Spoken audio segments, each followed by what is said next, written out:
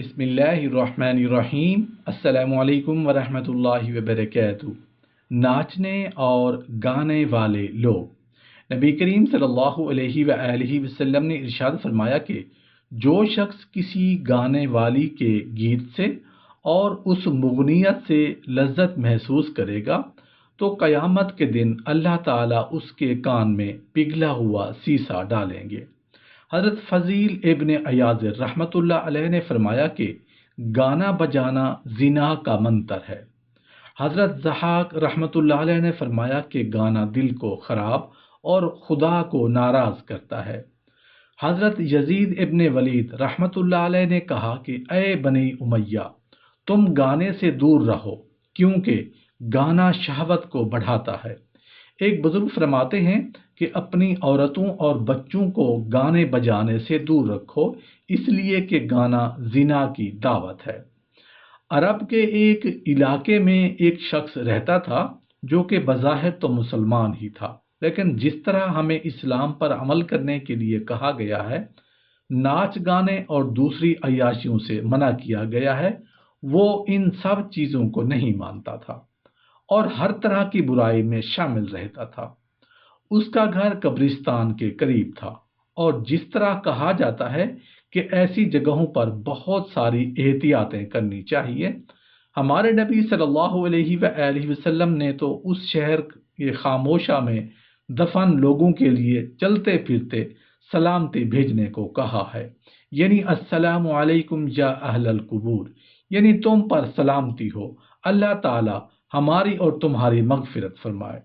وہ شخص ان سب باتوں کو نہیں مانتا تھا۔ پھر ایک دن ایسا آیا جس دن اس کے بیٹے کی شادی تھی۔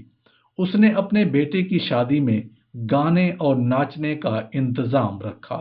دولہا اس کے دوستوں نے یہ سب سوچا ہوا تھا کہ ہم آدھی رات کو خوب ناچیں گے، خوب گائیں گے، بہت شور مچائیں گے، کیونکہ آج خوشی کا دن ہے اور ہمیں اپنی خوشی کو اسی طرح سے ظاہر کرنا چاہیے۔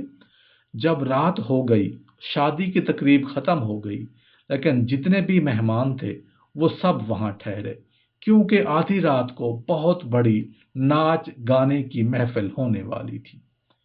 جب سارے لوگ غفلت میں ڈوبے ہوئے شور مچا رہے تھے، اس بیچ قبرستان کے سناٹے کو چیرتی ہوئی ایک گرجدار آواز گونج اٹھی جو سب نے سنی۔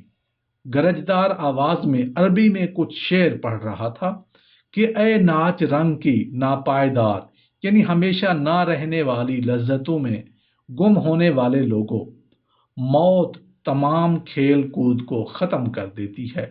بہت سے ایسے لوگ ہم نے دیکھے جو مسرتوں، خوشیوں اور لذتوں میں غافل تھے، موت نے انہیں دنیا کی ان لذتوں سے جدا کر دیا۔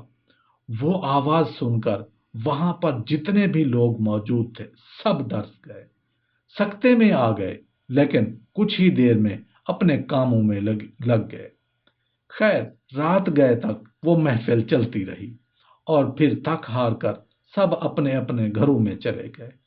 اس دولہا کے گھر والے کیا جانتے تھے کہ ان سب کی یہ خوشی زیادہ دن نہیں رہ سکے گی۔ ایک دن اس شخص کا بیٹا، یعنی جو دولہا تھا، وہ کہیں جا رہا تھا، راستے میں اس کا بہت بری طریقے سے ایکسیڈنٹ ہوا جس میں وہ بچ نہ سکا اور ہمیشہ کے لیے وہ اس دنیا سے چلا گیا۔ اس کے پیچھے اس کا باپ صرف افسوس کرتا رہا۔